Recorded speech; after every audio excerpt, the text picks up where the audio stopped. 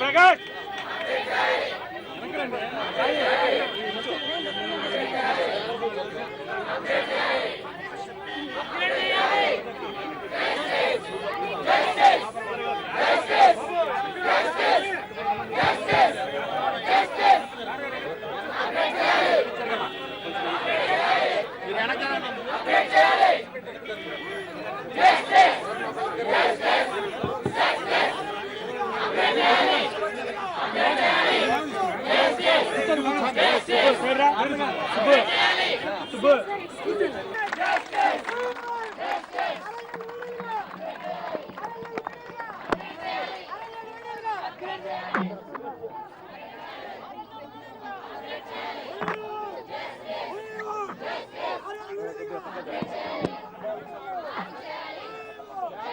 నియామకం చేపట్టాలనేది మా ప్రథమ డిమాండ్ సార్.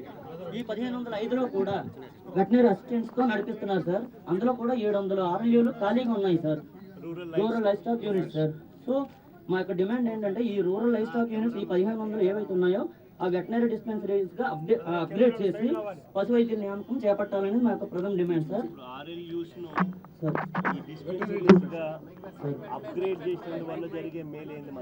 సార్ ఇప్పుడు మేము అంటే వెటనరీ అసిస్టెంట్ సర్జన్ సార్. మేము నాణ్యమైన విద్యను అభ్యసించి 5 ఏళ్ళు ఈ నాణ్యమైన పట్టాన్ని పొందుతాం. కాబట్టి మేమేంటంటే మమ్మల్ని నియమిస్తే కనుక ఒక సాంకేతిక పరంగా కానీ వైద్య మా ఏవైతే డిసీజెస్ ఉంటాయో వీటి యొక్క వెటర్నరీ కౌన్సిల్ ఆఫ్ ఇండియా ప్రకారం sir veterinary council of India ప్రకారము ఓన్లీ మైనర్ వెటర్నరీ సర్వీసెస్ మాత్రమే కాంపౌండర్స్ ఇవ్వాలి సార్. అన్ని వెటర్నరీ సర్వీసెస్ కూడా డాక్టర్స్ మాత్రం ఇవ్వాలని వెటర్నరీ కౌన్సిల్ ఆఫ్ ఇండియా నిబంధనలు సార్. అది RLU అంటే ఓన్లీ కాంపౌండర్ రన్ చేసే స్మాల్ యూనిట్స్. 5000 ఉన్నంత వరకే వాళ్ళకి ఇవ్వాలి సార్. ఇది RLUs పెట్టాలి. 5000 పెరిగితే కనుక అది వెటర్నరీ డిస్పెన్సరీగా మార్చాలి. మీ దగ్గర ఇక్కడ గన్నవరం నుంచి ఎంతమంది స్టూడెంట్స్ బయటకు వస్తున్నారు? మొత్తం ఓవరాల్ స్టేట్ వైడ్ 360 మంది ఖాళీగా ఉన్నాం సార్. ఇప్పుడు గ్రాడ్యుయేషన్ చేస్తున్నాం సార్. పొద్దుటూరు నుంచి ఎంతమంది వస్తున్నారు? ఇక్కడ గన్నవరం మొత్తం అక్కడ 60 మంది సార్. ఈ కాలేజీలో 75, తిరుపతి కాలేజ్ నుంచి 75 సార్. 75, 210 మంది ఎవ్రీ ఇయర్ బయటకు వస్తున్నారు. మన దగ్గర ఉన్నది 1500 RLU. అవును సార్. దీన్ని అప్గ్రేడ్ చేయాలి అని చెప్పి మనం చెప్తాము. చేస్తే మన అందరికీ కూడా దాంట్లో జాబ్స్ రావడమే కాకుండా బెటర్ ఎంప్లాయ్మెంట్ ఆపర్చునిటీస్ రావడమే కాకుండా బెటర్ సర్వీసెస్ ప్రొవైడ్ చేయగలుగుతామనేది మనం చెప్తాము. ఈ అవకాశం ఉన్నప్పటికీ కూడా గవర్నమెంట్ పరంగా జరగడం లేదు అని చెప్తాము. పైగా దీన్ని అవుట్ సోర్సింగ్ చేసే కార్యక్రమాలు పెడతాం. అవుట్ సోర్సింగ్ జీవో ఏది? G O 97 sir. చంద్రన్న సంచార పశు ఈ సంచార బస్సు చంద్రన్న సంచార పశు సేవా కేంద్రం, బస్సు సేవ వైద్య కేంద్రం నథింగ్ బట్ RLUs. అంటే ఇవన్నీ ఉన్నాయి. ఇవి 45 తో ఇనిషియేట్ చేద్దాము 8-10 విలేజెస్ లో అని చెప్పి రిలీజ్ చేశారు సార్. నెమ్మదిగా అది 45 నుంచి ప్రాతిపదికపైన తీసుకోకుండా అది PPP మోడ్ లో పబ్లిక్ అది మన సార్ యానిమల్ హస్బెండరీ ఏంటంటే సర్వీస్ ఓరియంటెడ్ సెక్టర్ సార్. రైతు రూపాయి కూడా పెట్టుకోలేని పరిస్థితి కాబట్టి మనం గవర్నమెంట్ సర్వీస్ అంతుంటేనే మన పాడి పరిశ్రమ అంతంగా ఉంది సార్. పబ్లిక్ ప్రైవేట్ పార్ట్నర్షిప్ గా అభ్యించితే కనుక ఏ రైతు కూడా పాడిని పోషించే ప్రసక్తి ఉండదు సార్. దీనికి వ్యతిరేకంగా నెక్స్ట్ ఇవి రెండు సార్. తర్వాత మున్సిపాలిటీస్ లో కానీ దీనిలో కానీ మనకి రేబీస్ ఈ జూనోటిక్ వ్యాధులు ఏవైతే ఉన్నాయో సార్ వాటిని నియంత్రించడానికి పశు వైద్యుల నియామకం ఆ యొక్క మున్సిపాలిటీలో కూడా చేపట్టాలనేది కూడా మా యొక్క 3వ demand sir. Animal birth control వీటిల్లో సార్. ఆ మున్సిపాలిటీస్ లో ఏం చేయాలని జెనోటిక్ డిసీజ్. అవును సార్. ఈ రేబీస్ కానీ ఏదైతే యానిమల్స్ నుంచి మనకి హ్యూమన్స్ టెస్ట్ చేసి ఆ తర్వాత దానిలో కంట్రోల్ చేస్తే కనుక కంట్రోల్డ్ గా టెస్ట్ చేసి తర్వాతనే వాటిని మనము డిస్పోజ్ చేస్తే ఆరోగ్యం బెటర్ గా ఉంటుంది. అవును సార్. ప్రజా ఆరోగ్యం దృష్ట్యా సార్ ప్రభుత్వానికి ఎన్నో కోట్లు మిగిల్చి వచ్చి సార్ ఈ స్ట్రీట్ డాగ్స్ ని కంట్రోల్ చేయగలిగితే ర్యాబీస్ వ్యాధిని చాలా వరకు మనం కంట్రోల్ చేసిన వాళ్ళం అవుతాం సార్.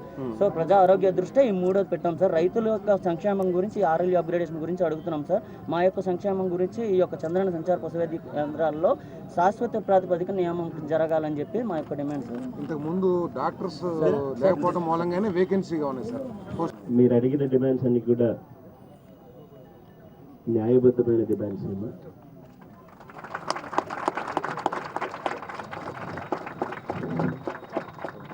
ఒకటి ఏంటంటే ఆర్ఎల్యూస్ను, రూరల్ లైఫ్ స్టాక్ యూనిట్స్ను డిస్పెన్సరీగా అప్గ్రేడ్ చేయడం అన్నది అవసరము.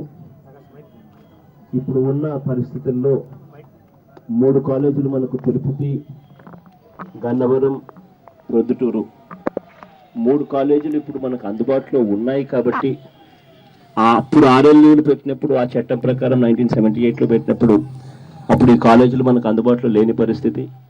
ఇప్పుడు ఈ కాలేజీలే అందుబాటులోకి వచ్చినాయి కాబట్టి వెటర్నరీ డాక్టర్స్ అందుబాటులోకి ఉన్నప్పుడు వీళ్ళని ఇంకా బెటర్గా వాడుకుని వీళ్ళ ద్వారా రైతులకు ఇంకా బెటర్గా ఉపయోగపడే కార్యక్రమం చేయగలిగితే డెఫినెట్గా ఒక కంపౌండర్ ఒక పశువుకు వైద్యం చేయడం వేరే, ఒక డాక్టర్ పశువుకు వైద్యం చేయడం వేరే. కాబట్టి ఆర్ఎల్యూస్ను అప్గ్రేడ్ చేసి డిస్పెన్సరీలుగా కన్వర్ట్ చేస్తే రైతులకు మంచి జరుగుతుంది.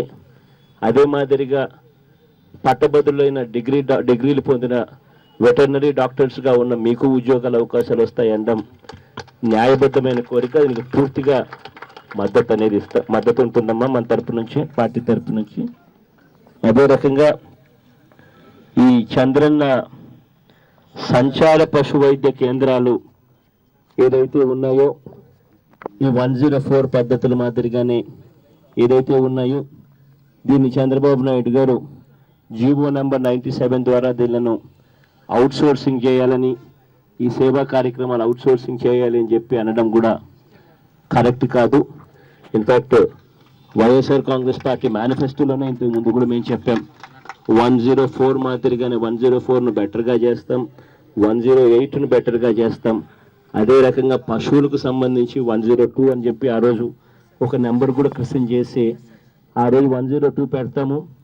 పెట్టిది మీ వెటర్నరీ డాక్టర్ని దాంట్లో కూర్చోబెట్టి రైతు అనేవాడు ఫోన్ చేస్తే చాలు 20 నిమిషాల్లో అంబులెన్స్ అక్కడికి వెళ్ళి ఆ మనిషికి ఆ రైతుకు దగ్గర ఉన్న పశువులకు వైద్యం అందించడంలో ముందు వరుసలో ఉంటారు అని చెప్పి కూడా అప్పుడు మన మేనిఫెస్టోలో కూడా చెప్పాం. అది మేమైతే ఖచ్చితంగా మేనిఫెస్టోలో పెట్టిన దాన్ని ఖచ్చితంగా ఎన్ఫోర్స్ చేయమని మా మేనిఫెస్టోలో ఆ రోజే పెట్టడం జరిగింది. దాన్ని చంద్రబాబు నాయుడు గారు ఇవాళ అవుట్సోర్సింగ్ పద్ధతిలో నీరుగార్చే కార్యక్రమాన్ని పూర్తిగా వ్యతిరేకిస్తాం. అన్ని రకాలుగా మీకు తోడుగా కూడా నిలబడతాం. గ్రామీణ ఆర్థిక వ్యవస్థ కూడా దీనివల్ల బాగుపడుతుందని కూడా చెప్పవలసిన పని కూడా లేదు. ఇంకొకటి మున్సిపాలిటీలకు సంబంధించి మున్సిపాలిటీలో ప్రధానంగా అక్కడ మున్సిపాలిటీలో ఈ డిసీజెస్ స్ప్రెడ్ కాకుండా be it rabies, be it any such kind of diseases what are transmitted through పందులు కానీ లేకపోతే కుక్కలు కానీ వీటిని అరికట్టే దాంట్లో కూడా మీది క్రియాశీలక పాత్ర ఉంటుంది. అదే రకంగా మాంసాన్ని కూడా ఎటువంటి స్లాటర్ హౌసెస్లో కూడా ఎటువంటి పరీక్షలు లేకుండా స్లాటర్ చేస్తే వాటి వల్ల కూడా డిజీజెస్ కూడా అధిగమించే పరిస్థితి కూడా ఖచ్చితంగా ఉంటుందన్నది కూడా వాటిని అరికట్టే విషయంలో కూడా మా సేవలు అవసరము అని మీరు ఏదైతే చెప్పుకొస్తున్నారో అది నిజంగా కూడా వాలిడ్ పాయింట్, చాలా అవసరం కూడా. ఇప్పుడు మనకున్న పరిస్థితుల్లో సొసైటీని బాగు చేయాలన్నా, సొసైటీలు బాగుపడమే కాకుండా ప్రజల ఆరోగ్యాలు నిలకడగా ఉండాలన్నా, ప్రజల ఆరోగ్యాలు మంచి జరగాలన్నా కూడా ఇది చాలా అవసరం కూడా. కాబట్టి మీరు అడిగిన ఈ 3 డిమాండ్స్ను హేతుబద్ధమైన డిమాండ్స్, న్యాయబద్ధమైన డిమాండ్స్, పూర్తిగా అన్నిటికీ మీకు తోడుగా ఉంటామమ్మా. ఒకవేళ చంద్రబాబు నాయుడు గారి మీద ఒత్తిడి తీసుకొచ్చినప్పటికీ చంద్రబాబు నాయుడు గారి చర్మం కాస్త మందం కాబట్టి ఒకవేళ చంద్రబాబు నాయుడు గారి హయాంలో న్యాయం జరగకపోతే మాత్రం ఖచ్చితంగా వచ్చేది మన ప్రభుత్వమే, అది మన ప్రభుత్వంగా ఉంటుంది. ఖచ్చితంగా మీ అందరికీ వచ్చిన వెంటనే న్యాయం జరిగేటట్టుగా అన్ని చర్యలు మట్టు తీసుకుంటాం. అంతవరకు చంద్రబాబు నాయుడు గారి మీద ఒత్తిడి కూడా తీసుకొచ్చే దాంట్లో మీకు తోడుగా వైఎస్ఆర్ కాంగ్రెస్ పార్టీ అండగా ఉంటుందని మాత్రం ఖచ్చితంగా చెప్తా ఉన్నాం.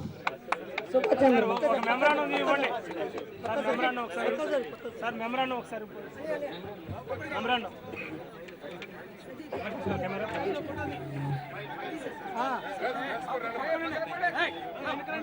పడతారు అంకల్ పడతారు లేడీస్ ముందు లేడీస్ రండి అమ్మా కొద్దిగా లేడీస్ నుంచోండి కొద్దిగా లేడీస్ నుంచోండి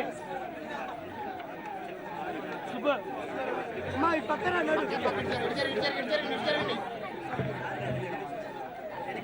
ఏ ప్రకాష్ కెమెరా దించేయా సుబ్బు ఏ బాబు ఎవరు వచ్చి